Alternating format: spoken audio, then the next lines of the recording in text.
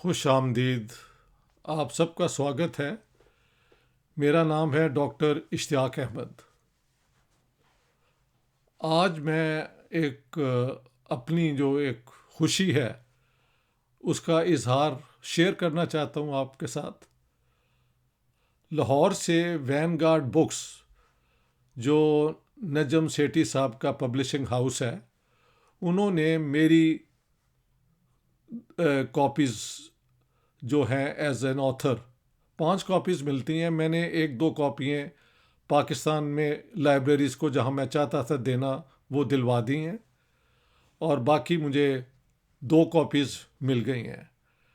तो ये मेरे लिए बहुत बड़ा एक अकम्पलिशमेंट है कि मेरी किताब Jinnah, his successes, failures and role in history, वो सबसे पहले आप जानते हैं कि Viking Penguin Viking books India से पब्लिश हुई सितंबर 2020 में।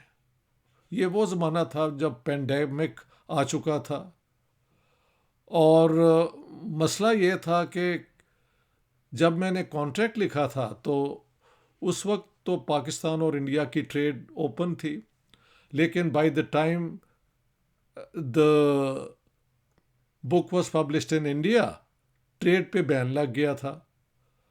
तो मेरी किताब जो इंडिया से पब्लिश हुई, जो पाकिस्तान में अवेलेबल होनी चाहिए थी as soon as it was published, वो अवेलेबल ना हो सकी। चंद दोस्तों ने लंदन के ज़रिए उसको हासिल कर लिया, और अफसोस की बात है उस किताब के वो सॉफ्ट कॉपी भी कुछ लोगों ने किया, जो for an author to know कि उसके इतने सालों का जो मेहनत है वो ये पायरेट फॉर्म में और करप्ट एक जो है ना, I think this is a very mean practice कि एक नई किताब को आप इस तरीके से रिप्रोड्यूस कर लें। बट हु केयर्स, किताब इस किताब, और जो किताब के आशिक हैं, जो उसकी वैल्यू समझते हैं, वो उसको प्रिंटेड फॉर्म में या जो है आजकल ई बुक फॉर्म में अपनी पास रखना चाहते हैं। एनी हाउ, ये मुझे आज नजम सेठी साहब का बहुत बहुत दिल से शुक्रिया अदा करना चाहिए कि उन्होंने पाकिस्तान में इनिशिएटिव लेके कहा कि मैं आपकी किताब छापता हूँ। Najam Sethi and I, we go back as school fellows to saint Anthony's, I think when we were of the age of 5-6 और वट एवर। तब से हमारी वाकफियत है। और मेरी सबसे पहली किताब जो पाकिस्तान में छपी थी, मेरा doctoral thesis the concept of an Islamic state, वो नजम साहब ने छापा था। और अब ये जिना वाली किताब जो है आज मुझे मिल गई है। आज ही मेरे छोटे बेटे सलीम की सालगिरह है। तो while he becomes 29, my book is at least for me born today, मेरे हाथ तो आज आई है। ये है कवर वैनगार्ड बुक्स का। जो पेंगुइन वाइकिंग का कवर है वो ज़रा स्लाइटली, यानी पिक्चर जो है कवर पे मोहम्मद अली जिन्ना की है, बट स्लाइटली डिफरेंट पोजेस, यहाँ वो खड़े हुए हैं। बाकी जो उसका ये ये पोर्शन है और फिर बैक में जो कोटेशन है वो आइडेंटिकल है, सेइंग दैट अगर हिंदुस्तान को आज़ादी लेनी है तो पाकिस्तान क्रिएट किया जाए। ये one of the statements of कायदे आज़म मोहम्मद अली जिन्ना। ये देखें, यहाँ पे वैनगार्ड बुक्स लिखा हुआ है, वैनगार्ड बुक्स। मुझे बहुत खुशी है कि पाकिस्तान में जब किताब अनाउंस हुई तो लोगों ने लेनी शुरू कर दी, और हर मौके पे नई नई डिस्कवरीज होती हैं। Life is always full of surprises, pleasant surprises and some shocks. ये ज़िंदगी की हकीकत है। तो मैंने नोट किया कि कई लोगों ने किताब को हाथ में पकड़ के पिक्चर उतरा के मुझे भेजी। उनमें से चंद मेरे दोस्त हैं, बाकी टोटली अननोन टू मी। मेरे आर्टिकल्स तो ज़रूर पढ़ते हैं, लेकिन कोई मेरा उनके साथ कोई क्लोज एसोसिएशन नहीं है। It is purely their interest in this subject that they have bought the books. ठीक है, मैं मानता हूँ पाकिस्तान में 3,000 3,500 रुपया खर्च करना कोई आसान बात नहीं है। और कुछ लोग तो पैसा खर्चने के आदी नहीं होते, तो उनकी वो हर जगह पे होते हैं दुनिया में। So that's not the issue. और लेकिन कुछ लोगों ने ये किया है और ये अब एक ट्रेंड बन गया है। तो इसका उर्दू तर्जमा भी हो रहा है, और उर्दू तर्जमा मेरे ख्याल से 4 से 6 महीने तक कंप्लीट होके आ जाएगा। वो सस्ता भी होगा। अंग्रेज़ी की किताब की जो प्राइस है वो वर्ल्ड मार्केट को सोच के, क्योंकि अगर मैंने बताया अगर यही किताब हम ऑक्सफोर्ड यूनिवर्सिटी से पब्लिश करवाते यूके से या किसी और मेजर पब्लिशर से, तो उसकी कीमत पाकिस्तान के अंदर 18 से 20,000 रुपये होती। यही अमेरिकन पब्लिकेशन की होनी थी कीमत।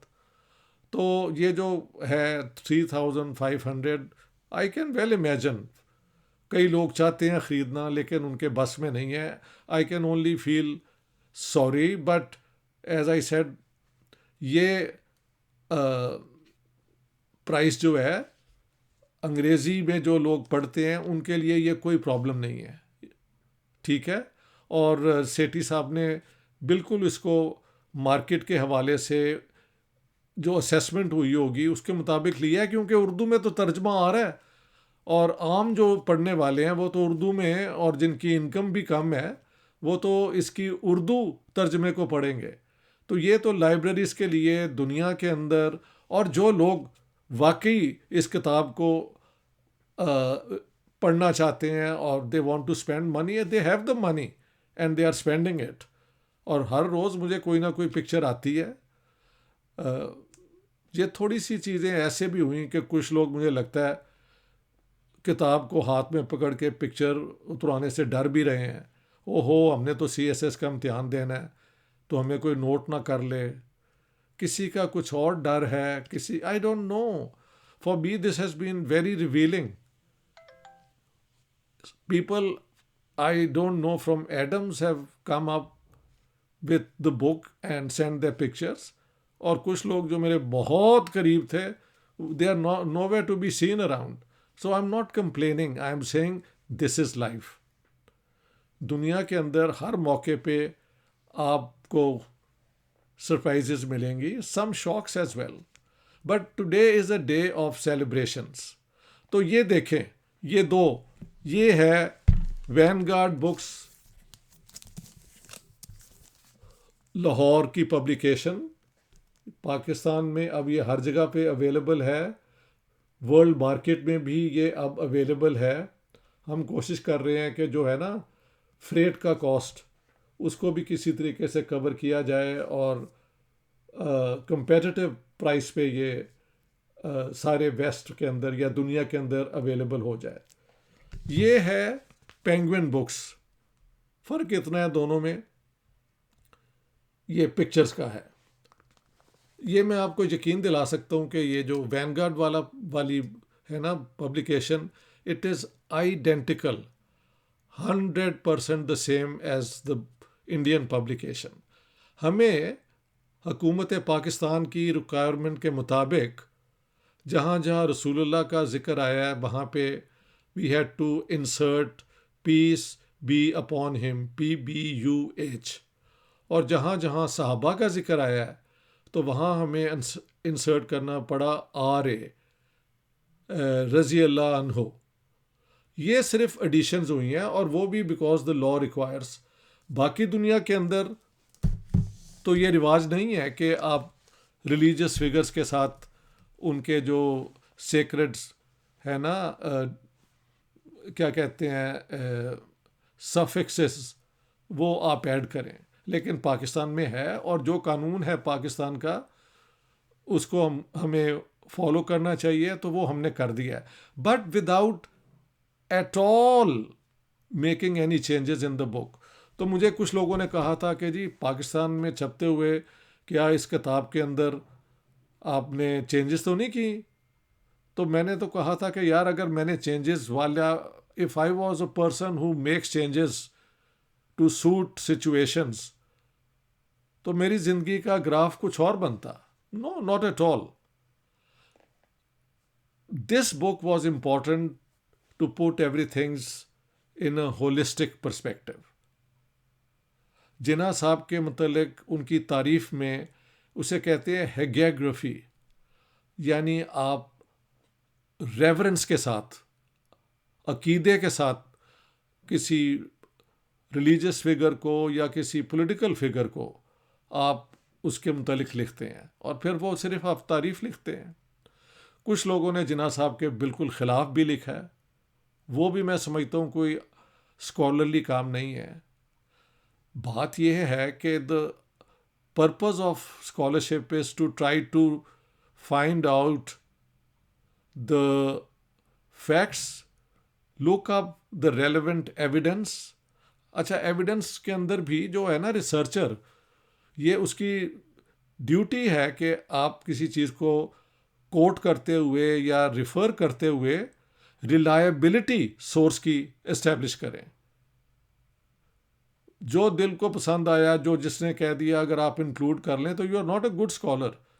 Part of being a qualified scholar is to be able to assess the value of a source material. दो किस्म के सोर्सेज होते हैं।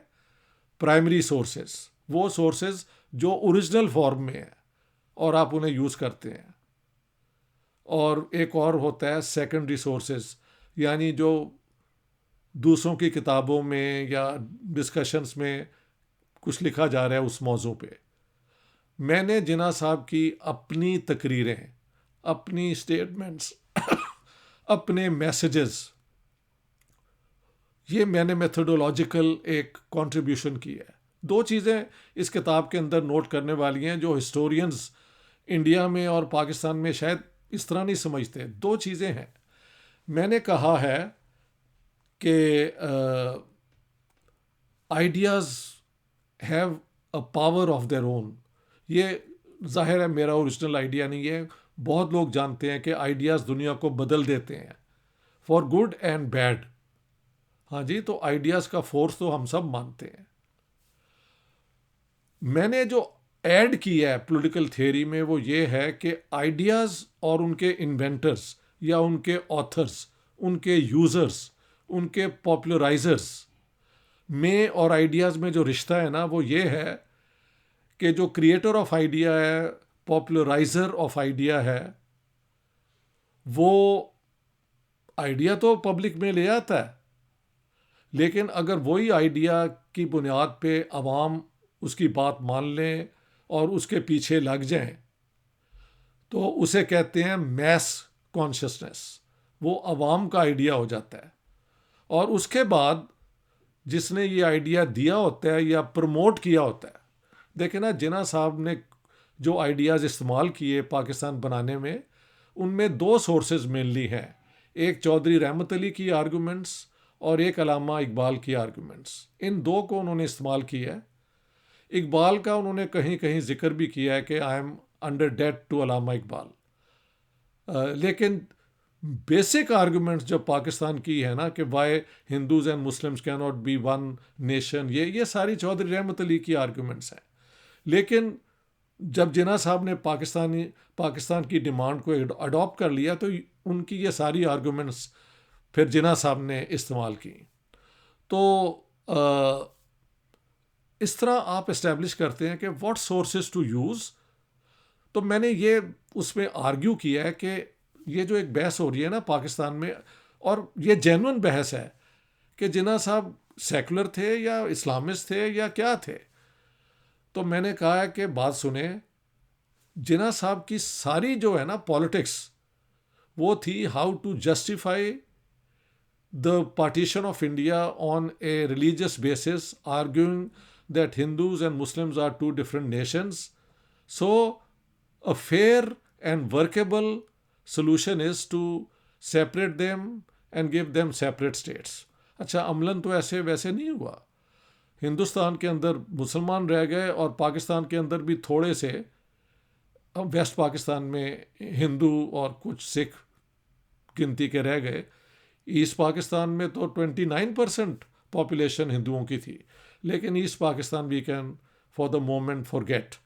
तो बात यह है कि पाकिस्तान की जो बुनियाद है उसको बनाने के लिए ही जिन्ना साहब की जो मुहिम है, unrelenting, unflinching, indefatigable, you can use all these word, जिस तरह उन्होंने फिर उसमें इन्वेस्ट की अपनी पूरी एनर्जी, और फिर पाकिस्तान वजूद में आया। वजूद में इसलिए भी आया कि the British who were in favour of keeping India united but in a loose form, जहाँ प्रिंसली स्टेट्स की भी एक फ्रीडम हो और ज़्यादा प्रोविंसेस में पावर्स हों, यानी कैबिनेट मिशन प्लान, उन्होंने देखा कि ये अब नहीं चल सकती।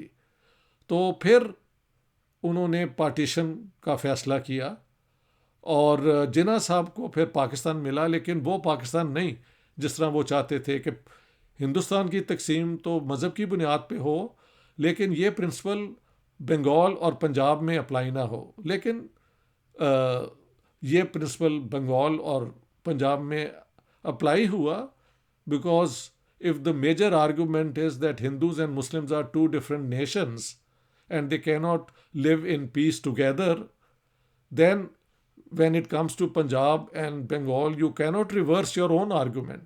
तो वो फिर इन दो प्रोविंसेस की भी हुई पार्टीशन, और हिंदुस्तान और पाकिस्तान वजूद में आए। पाकिस्तान और हिंदुस्तान के वजूद में आने के वक्त जो कम्यूनल राइट्स हुए, उसमें 1 मिलियन से ज़्यादा लोग मारे गए हैं, हिंदू, मुस्लिम एंड सिख, और 14 से 15 मिलियन लोग घर से बेघर हुए। ये भी फैक्ट है। इसमें शायद पॉलिटिकल लीडर्स को पूरी तरह एहसास ना हुआ कि क्या होगा। हो सकता है ब्रिटिश को भी पूरी असेसमेंट ना कर सके कि ये पीसफुल होगा या नहीं होगा, बट द फैक्ट इज़ कि the final decision was the prerogative of the British, and they decided to partition India and give Mr. Jinnah his Pakistan, not the way Jinnah wanted, but the way the British thought he should get, and that's what is Pakistan. बाकी India को दिया गया। तो इसमें जो argument है कि partition तो हो गई, अब प्रॉब्लम है कि जिन्ना साहब की कौन सी विजन है जो पाकिस्तान की बुनियाद बने। तो वहाँ पे मेरी आर्गुमेंट है, उन्होंने इस्लामिक आर्गुमेंट्स इस्तेमाल की, उन्होंने डेमोक्रेटिक आर्गुमेंट्स इस्तेमाल की, उन्होंने एक स्पीच में इस्लाम का जिक्र नहीं किया, और जो उनकी फेमस है कि Hindus will cease to be Hindus and Muslims will cease to be Muslims, not in a religious sense but as citizens of the state, इस किस्म की वर्डिंग है। ये वो वाहिद स्टेटमेंट है जहाँ पे इस्लाम का और पाकिस्तानी स्टेट का रिश्ता इस्टेब्लिश नहीं होता और इक्वल राइट्स की बात होती है। मैंने इस पर कई प्रोग्राम कर दिए हैं कि बुनियादी वजह उस तकरीर की थी कि हिंदुस्तान की गवर्नमेंट 30-35 मिलियन मुसलमानों को वहाँ से ना धकेल दे, क्योंकि हमारी तरफ वेस्ट पाकिस्तान में तो वो धकेले जा रहे थे। हालांकि Quaid-e Azam once Pakistan came into being, उनकी सारी जो तकरीर हैं उनमें यही है कि हमें अपने गैर मुस्लिम सिटीजन्स को यानी हिंदूज़ और सिख्स को प्रोटेक्शन देनी चाहिए in the best edition of Islam. मतलब ये बातें तो हैं, लेकिन हकीकत में यहाँ से उनको भागना ही पड़ा। हाँ जी। तो इस किताब में जो इस्टेब्लिश होती है बात कि जिन्ना साहब के बाद जब 7 मार्च 1949 को ऑब्जेक्टिव रेजोल्यूशन आया, और कुछ लोग कहते हैं जी ऑब्जेक्टिव रेजोल्यूशन जो कायदे आज़म का जो 11 अगस्त की स्पीच है 1947 उसको कॉन्ट्रडिक्ट करता है, बल्कि जिन्ना साहब को बिट्रे किया गया है। आई हैव शोन कि दिस इज़ क्या कहते हैं untenable academically, ethically and logically, ऐसे बिल्कुल नहीं है। वहाँ पे मैंने पूरी बहस किसने क्या कहा, और साफ जाहिर है पाकिस्तान कॉन्स्टिट्यूंट असेंबली के जो हिंदू मेंबर्स थे ईस्ट, बंगाल से या ईस्ट पाकिस्तान से। उन्होंने कहा कि जी जिन्ना साहब की तो 11 अगस्त की स्पीच सेकुलरिज्म के बाद के मुतल्लिक है, लेकिन बाकी मुस्लिम लीडर्स ने फ्रॉम मौलाना शबीर अहमद उस्मानी जो देवबंदी आप कह सकते हैं फंडामेंटलिस्ट मुस्लिम थे, टू मियाँ इफ्तिखारुद्दीन जो कि बेसिकली लेफ्ट के आदमी थे, कम्युनिस्ट पार्टी के सिंपथाइजर्स थे, ये सारे मुसलमान थे। इन सब ने ऑब्जेक्टिव रेजोल्यूशन को सपोर्ट किया है फ्रॉम डिफरेंट एंगल्स। और सर जफरुल्लाह ने, जिनका बाद में आप जानते हैं झगड़ा पड़ गया एंड वट वो बात की बात है, एवरीबॉडी वॉज ऑन बोर्ड, जितने लोगों ने हिस्सा लिया है, कि जिन्ना साहब ने ठीक है माइनॉरिटीज़ को कुछ कहा है, तो हमें मुसलमानों को जो कहते रहे हैं वो तो यही था कि ये स्टेट मुसलमानों के लिए बन रही है, तो हम जिन्ना साहब की ही जो है लेगेसी और उनके जो आइडियाज़ हैं उनकी बुनियाद पे पाकिस्तान बनाएंगे, और पाकिस्तान एक मिसाली इस्लामिक डेमोक्रेसी होगी जिसमें माइनॉरिटीज़ के पूरे हकूक़ का ख्याल किया जाएगा, और ये है और वो है। बाद में क्या हुआ कैसे हुआ दैट्स अ डिफरेंट मैटर, लेकिन what I am trying to say is कि ये टाइम वेस्ट करने वाली बात है कि क्यों पाकिस्तान में इस्लामिक आर्गूमेंट्स जो है डोमिनेट कर गई, और सेकुलर आर्गूमेंट जो एक वंस जिन्ना साहब ने दी थी उसको किसी ने ज़्यादा इम्पोर्टेंस नहीं दी स्वाय चंद इंटेलेक्चुअल्स के। वजह यह है कि सारे जो थे मुसलमान, चाहे वो मॉडर्निस्ट हों, चाहे वो फंडामेंटलिस्ट हों, चाहे वो सूफ़ी ओरिएंटेड हों, वो तो यही समझ रहे थे कि मुसलमानों का मुल्क है और इसमें इस्लाम का बोलबाला होगा और उसके मुताबिक हम एक मिसाली मुआशरा बनाएंगे, सिंपल एज दैट। तो जिन्ना साहब की एक स्पीच की प्रैक्टिकली कोई वैल्यू नहीं बनी। आप रिकॉर्ड देख लेना, तीनों कॉन्स्टिट्यूशन जो कानून बने वो क्या हैं, किसी ने भी डेयर नहीं किया कि इस्लामिक लॉ और शरिया के ख़िलाफ़ कोई बात हो सके। So the practical thing is कि once you create the idea that Pakistan is the state of Muslims और Islam is a complete code of life which covers all sectors of life, ये कहा गया है बार बार जिन्ना साहब ने किया है, तो बाद में वो आइडियाज़ अपनी जगह पे एक पावर रखते हैं और वही पाकिस्तान की स्टेट का फ्रेमवर्क बने हैं जिसमें बहस होती है कानून क्या हो, कॉन्स्टिट्यूशन क्या हो, सिटीजन्स के राइट्स क्या हो। तो दोस्तों किताब के अंदर 21 चैप्टर्स हैं और एक फाइनल चैप्टर में मैंने पूरा एनालिसिस किया है। जिन्ना साहब के मैंने 4 फेजेस बनाए हैं। The first phase is 1906 to 1920। ये वो पीरियड है जिसे मैं कहता हूँ व्हेन जिन्ना साहब was an Indian nationalist. Indian nationalist का क्या मतलब है कि हिंदुस्तान में जितने भी लोग रहते थे उन्हें माना जाता था कि वो इंडियन हैं, मज़हब जो भी उनका हो, और इस धरती पे जो रहने वाले हैं उन सब के इक्वल राइट्स हैं हिंदुस्तान के अंदर, चाहे वो हिंदू हों, मुसलमान हों, सिख हों, वट एवर देयर रिलीजन। तो उसे कहा जाता है टेरिटोरियल नेशनलिज्म, जो कि कांग्रेस का प्रोग्राम था। फिर जिन्ना साहब का 1920 में कांग्रेस से अलग हो गए, वो पूरी किताब आपको पढ़नी पड़ेगी। और 1937 तक जिन्ना साहब को मैं कहता हूँ मुस्लिम कम्युनिटेरियन थे। वहाँ पे उन्होंने चेंज ये कहा कि हिंदुस्तान कोई एक नेशन नहीं है, बल्कि it is a combination of many nationalities, यानी कौमियतें। देखें अंग्रेज़ी में नेशन और नेशनैलिटी का फ़र्क है, लेकिन जिस तरह जिन्ना साहब ने इस्तेमाल किया उसमें उन्होंने जो बड़ी नेशनैलिटीज़ का जिक्र किया उनमें हिंदू थे, मुसलमान थे, सिख थे, दलित जिन्हें हरिजन भी कहा जाता है, एक ज़माने में उन्हें अछूत कहा जाता था, वो, और साउथ इंडियन, द्राविडियन। ये जिन्ना साहब का बेसिक आइडिया था ऑफ नेशनैलिटीज़। तीसरी फेज़ 37 में लखनऊ के अंदर ये जब तकरीर की जिन्ना साहब ने प्रेसिडेंशियल, तो वहाँ पे पता लगा कि अब से ये मुस्लिम लीग और जिन्ना साहब मुस्लिम सेपरेटिज़म के सपोर्टर्स हैं।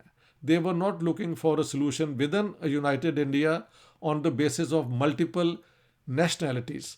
But the new framework which evolved in 3 years, 37 में इतना clear नहीं था, but by 1940 the clear idea was कि India has two nations, Hindus and Muslims, बाकी छोटी छोटी नेशनैलिटीज़ हैं. कहीं कहीं जिन्ना साहब ने सिखों को भी कहा कि आप भी नेशन हैं, आप अपनी स्टेट मान लें. साउथ इंडियंस को कहा कि आप भी नेशन हैं, आप अपनी अगली स्टेट. लेकिन मेनली जब कांग्रेस से बात हुई और अंग्रेज़ों से हुई तो कहा गया कि टू ही नेशंस हैं, लिहाजा इंडिया और पाकिस्तान बने. उसके बाद पार्टीशन हो गई और पार्टीशन के बाद फिर Mohammad Ali Jinnah becomes the first governor general of Pakistan. As governor general, Jinnah Sahib was the government of Pakistan, at least till April 1948. जितने कैबिनेट के मीटिंग्स होती थी वो जिन्ना साहब प्रिजाइड करते थे. हाँ, अपनी वजह से वो ना आए तो उनकी मर्जी है, but this was his prerogative. Prime minister और बाकी मिनिस्टर अलग बैठते थे और जिन्ना साहब सारी प्रोसीडिंग्स को लीड करते थे. वहाँ पे फैसले होते थे. टेक्निकली नवाबजादा लियाकत अली ख़ान जो प्राइम मिनिस्टर थे वो उनको साइन करते थे, लेकिन सब मिनिस्टर्स वर एग्रीड कि जो भी जिन्ना साहब फैसला करेंगे they will all except it. तो ये उनका एक फेज़ है. उसके बाद मैंने इस किताब के अंदर लियाकत का पीरियड को कहा है द लियाकत इंटरल्यूड, यानी एक थोड़ा, क्योंकि जिन्ना साहब के बाद the only leader of any consequence was Liaquat Ali Khan का फिर 1951 में कत्ल हो गया. हाँ जी, अक्टूबर में. उसके बाद फिर मैं कहता हूँ कि जिन्ना पाकिस्तान बाद में जो पॉलिटिक्स हुई, तो एक चैप्टर में एक सम्मेशन भी है पूरी पॉलिटिक्स की, from Pakistan coming into being until I submitted the यानी इमरान खान की हुकूमत तक हम आ चुके हैं उस किताब के अंदर. But that's an overview. Basically किताब जो है वो जिन्ना साहब की पॉलिटिकल लाइफ पे है. उनकी पर्सनल लाइफ मैंने सिर्फ वहाँ टच की है जहाँ उसका पॉलिटिक्स के साथ कोई रिश्ता है.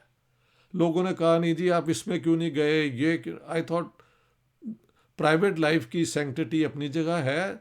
हाँ, अगर उसका पॉलिटिक्स के साथ कोई ताल्लुक है then I am willing to include it into my book and I have included it. तो दोस्तों, ये किताब अब हमेशा के लिए पब्लिक में आ चुकी है. इसका उर्दू तर्जमा भी आ रहा है I think with in 6 months. तो जो उस रेंज में उर्दू में पढ़ना चाहते हैं उस किताब की कीमत भी hopefully I will talk to Najam Sethi Sahib के ऐसी रेंज रखें कि लोग हमारे ख़रीद सकें. लेकिन जो ओरिजिनल मेरा लिखा हुआ पढ़ना चाहते हैं इंग्लिश में, उनको हिम्मत करके ये ख़रीदनी पड़ेगी एज द प्राइसेस. मुझे ये भी बताया गया कि अगर आप ये जो है ना बुक स्टोर इनका बुक्स एंड बीन्स, ये है गुरु मांगट रोड गुलबर्ग 2 में, अगर आप वहाँ चले जाएं तो वो जो है ना cost for posting the book वो आप रिड्यूस करा सकते हैं. तो शायद 3000 में भी किताब आपको मिल सकती है अगर आप वहाँ जाके पर्सनली लें. लेकिन अगर थ्रू पोस्टल ऑर्डर आएगी तो देन 3505 रुपीज़ लेस उन्होंने कीमत रखी है. एंड आई होप कि ये किताब आप लोग पढ़ेंगे, इसको आप एक इंडिपेंडेंट एनालिसिस देखेंगे जो मैंने किया है. मेरी सारी किताबें जो हैं वो अनकन्वेंशनल तरीके से लिखी जाती हैं. मैं पॉलिटिकल साइंटिस्ट हूँ, तो मैं पॉलिटिकल थ्योरी के हवाले से, स्टेट की अंडरस्टैंडिंग के हवाले से, गवर्नमेंट के रोल से, and the whole idea of what is power, what does power do, who has power, how and why. इस किस्म के सवाल मेरी बैकग्राउंड में होते हैं जब मैं रिसर्च कर रहा होता हूँ. तो thank you very much. Let me show you once again the book cover. Vanguard books Lahore has published this on the 21st of May 2021. ये अब पाकिस्तान में वेरी इजीली अवेलेबल है. ऑनलाइन आप जाएं वैनगार्ड बुक्स, www.vanguardbooks.com, वहाँ पे वो एकदम आपको ले जाते हैं and you can order the book. 3,495 I think is the cost. जो लोग हिंदुस्तान में हैं और मुझसे वो भी पूछते हैं जी किताब कहाँ है, मैंने कहा यार वहाँ पे तो अब 6 महीने से ज़्यादा हो गए हैं. This is the book. Jinnah his successes, failures and role in history, Ishtiaq Ahmed, published by Penguin Viking India. ये भी ऑनलाइन आपको मिल जाती है और वहाँ पे इसकी कीमत महल 1,000 के करीब है. 1,000 Indian rupee converted into Pakistani rupee पता नहीं क्या रेट बनता है, दैट्स नॉट माय प्रॉब्लम. लेकिन दोनों किताबें, both these books are now in the public. So let me take this opportunity to thank all my friends.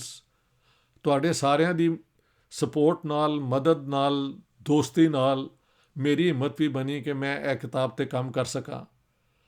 ਔਰ ਪੰਜਾਬ ਦੀ ਪਾਰਟੀਸ਼ਨ, ਪਾਕਿਸਤਾਨ ਦੇ ਵਿੱਚ ਗੈਰਿਜ਼ਨ ਸਟੇਟ ਕਿਉਂ ਬਣੀ, ਡੈਮੋਕ੍ਰੇਸੀ ਕਿਉਂ ਨਾ ਬਣੀ, ਔਰ ਉਹਦੇ ਬਾਅਦ ਜਿਨ੍ਹਾਂ ਹਿਸ ਸਕਸੈਸਿਸ, ਫੇਲੀਅਰਸ ਐਂਡ ਰੋਲ ਇਨ ਹਿਸਟਰੀ, ਮੈਨੂੰ ਯਕੀਨ ਹੈ ਮੇਰੀ ਤਿੰਨੋਂ ਕਿਤਾਬਾਂ ਜਿਹੜੀਆਂ ਨਾ ਇਹ ਹਮੇਸ਼ਾ ਲਈ ਸਕਾਲਰਸ ਲਈ ਇੰਟਰਸਟਿੰਗ ਹੋਣਗੀਆਂ.